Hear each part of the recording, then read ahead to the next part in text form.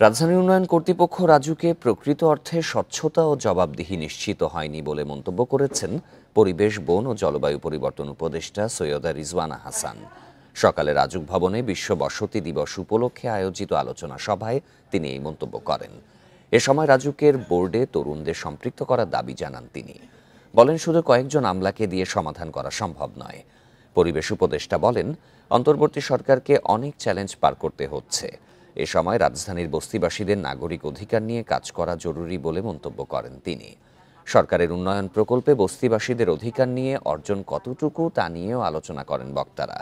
অনুষ্ঠানে গৃহায়ন ও গণপূর্ত উপদেষ্টা আদিলুর রহমান খান বলেন, এখন থেকে কোটা নয়, লটারির মাধ্যমে প্লট বরাদ্দ হবে। রাজধানীতে সবুজায়ন করে বসবাস উপযোগী করতে হবে বলেও মন্তব্য করেন বক্তারা।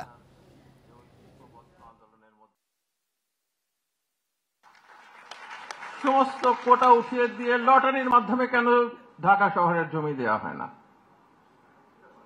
এই ফ্যাসিলিটিগুলি বন্ধ করে দিতে হবে। তরুণদের এগিয়ে নিয়ে আসার পথ করে দিতে হবে। আমরা তো দরজাটা বন্ধ করে রাখি যেন তারা আসতে না পারে।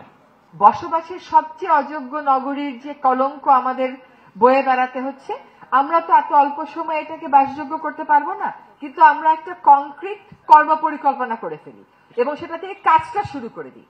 আমাদের ঢাকাটা বাসযোগ্য করার জন্য এই 10টা কাজ আমাদেরকে করতে হবে। আমরা কবের মধ্যে করব, কোন কোন সংস্থা করবে।